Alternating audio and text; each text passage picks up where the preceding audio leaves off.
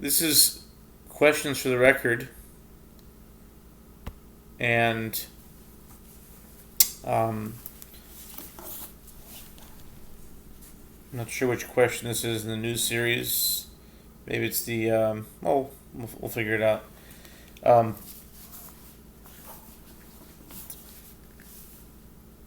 there are a lot of points in this question, and every question I go over some of these questions that I have, and some of them I think are good questions, and some of them are not so strong. But I think this one is one of the more important ones, and I think most people, when watching this video, will probably tune out after about 30 seconds, maybe a minute. But for the small percentage of people who will hear this through, that's who it's for. And, um, 90%? No, I think 99% really, actually. But there's so many points in this question that I'm going to probably repeat myself just to make sure that I get all the points. So because whoever's going to hear this question is going to have to take into consideration many different talking points from um, different groups, different circles and these circles may have not have ever met with each other. What I mean is like people from the Frum Jewish circle, people from just biblical scholarship, people from the Christian circles, all different circles, and I'm coming from all these points and a multi-leveled idea just to start the question off. Um, this question came to me during the laning today, Parshas Kisisa, or Kitisa, and it's the famous story, or the infamous story of the golden calf, Egel Hazahav. And my question is on what happened, specifically with Aaron, according to the verse, according to the Targum, and according to Rashi. And the question is really on Rashi, but it's also on Rashi's interpretation, or just how can you know what happened when words can mean two things? There's ambiguity. Okay. Okay. The Torah says in chapter 32 of Exodus, in Parshas Kisisa, Sheni, Vayar Ha'am ki boshesh Moshe l'redes b'nahar. Okay, for time, in order to get to the question, I'll kind of skip it. Basically, they saw that Moses was delaying and coming down from the mountain, so they basically started to get antsy, just get restless, or I don't know what the word is, but they basically um, decided to do the golden calf, and some say it's because of the heir of Rav. It was the mixed multitude who had some evil influences in their idolatrous and witchcraft and what have you. But I want to zone into the main thing. It's so Aaron said, take off all your gold and bring it to me, and then and the commentaries say that Aaron was doing it just to delay it. He wasn't doing it actually because he wanted to. He was doing it to delay it. Okay, that's fine. That's not my question. My question is this: the verse says after they brought the gold to him, "Vayikach miyadam," he took it from their hand, meaning the gold. V'yatzar oso b'cheret. Okay, I'm not going to translate those words for now. He did something with it, with the gold. Vayaseyu egel masecha, and fashioned it into a molten calf. Okay. Now, the words vayatzar oso b'cheret, Rashi says, okay, if I look at the art scroll, Chumash, okay, they translate it that when they gave him the gold, they say he took it from their hands. Vayatzar oso b'cheret. He bound it in a cloth. That's what ArtScroll says, and I looked at also in the Gutnik, which is the Chabad Chumash, and they also translate it cloth. Now, let's go to Rashi and see what he says. Rashi says that these words can actually have two interpretations. Rashi says, "V'yitzar oso b'cheret yesh targumosh b'shtei panim, two ways. Echad v'yatzar lashon kashira, tied, b'cheret lashon sudar, like in a cloth, in some kind of a material or a bag, a cloth. Sudar is a handkerchief, but like very large. I guess it'd have to be for all that gold.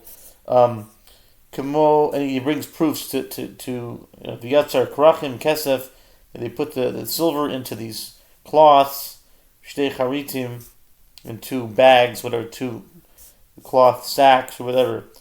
Okay, and the other one, there's two explanations. The other one is the yatzar lashon tsura, lashon of fashioning, of creating, of making, like as an artisan. Tsura, he makes something. Tsura becheret is kli umnus sorfin shechortzin, and he gives proofs. But here's he brings a proof from a verse that it means that too. But yatzar can mean two things. Yatzar can mean like a tsayar, like an artist, or it can mean tzror, like bound up, tzror hakesef. It can mean two things. So I saw a very deep thing, not deep, but I saw that the Jewish translators, meaning the from Jewish translators, both translated the same way. They picked the first pshat of Rashi, and I can see why, based on the second, the retelling of the story.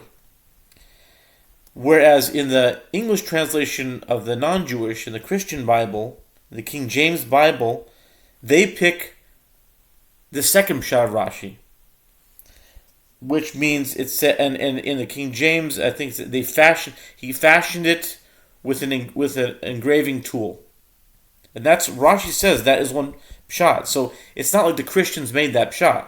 Rashi says that pshat, and not only that, this is what makes the question stronger.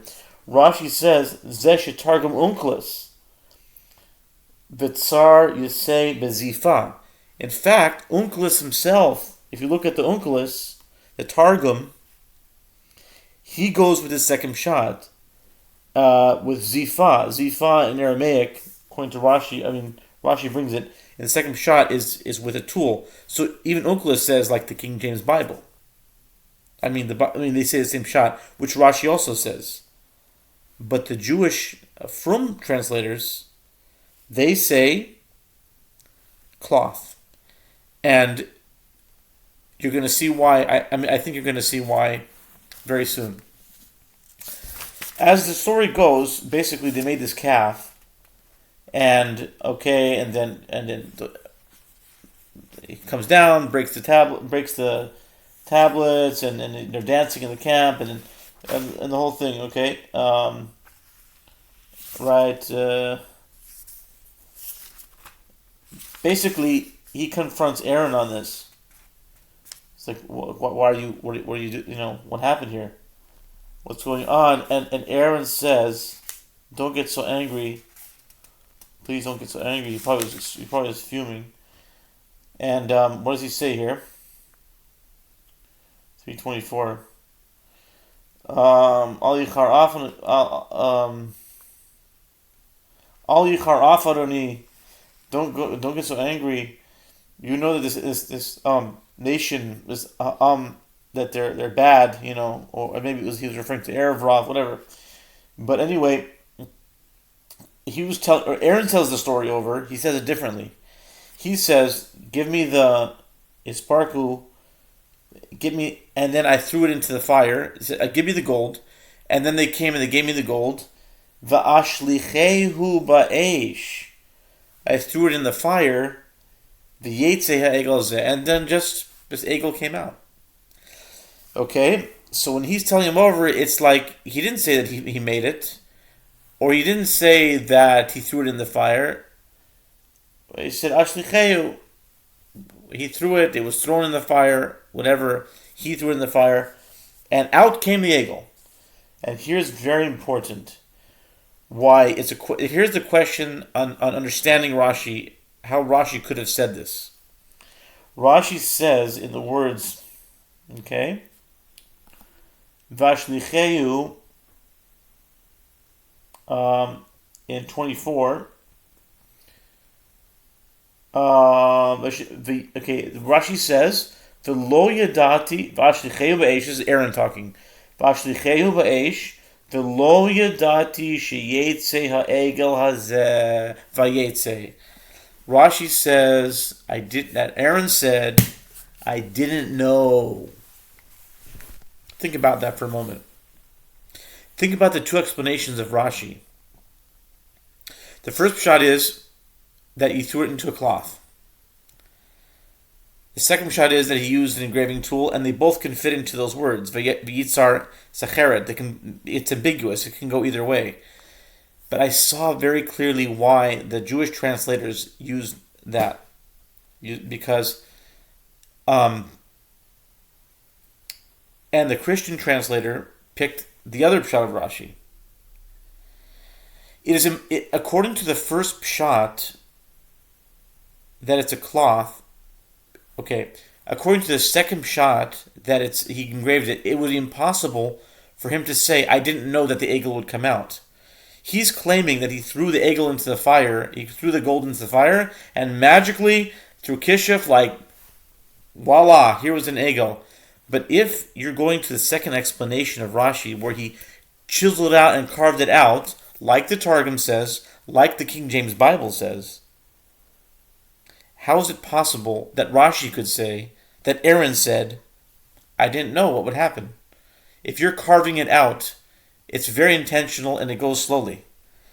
You're carving something out, even if you did it very fast, it is impossible for him to say, I didn't know what would come out. So, you're telling me that the Jewish interpreters, the translators, saw the two pshatim of Rashi and said, okay, it's not going to work. We better keep it with the handkerchief shot. That way, you can keep it with, he threw it into the fire, and when it says he made it, it's like he threw it into the fire, it's all the same. Let's keep it. You're telling me that Rashi himself didn't know this?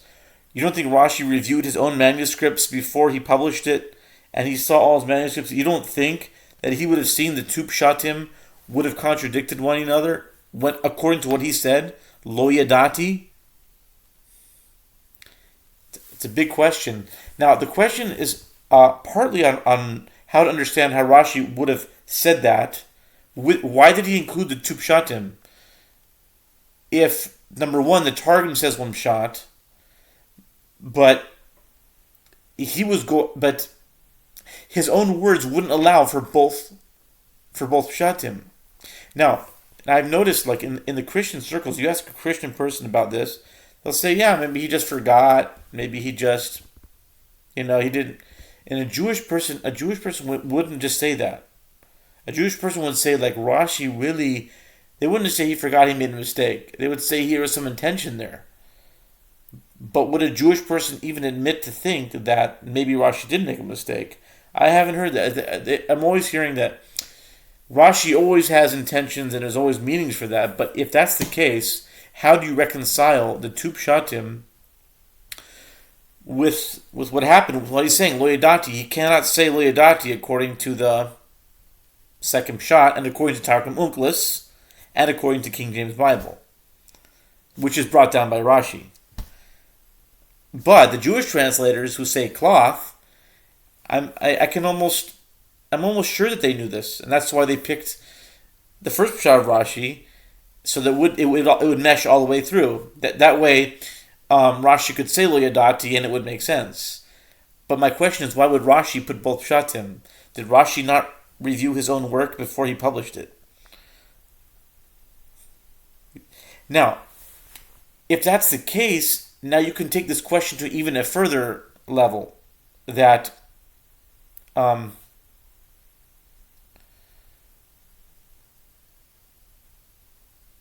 you could take it to even higher level. That how do you know actually what happened?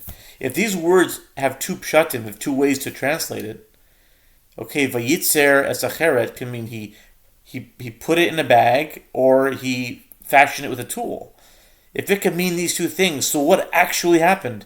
How can we know with certainty what actually happened if this means two things? Is there a way to know? That's questions for the record. I really would hope someone would hear this and really hear what the question is. I'd love to know an answer.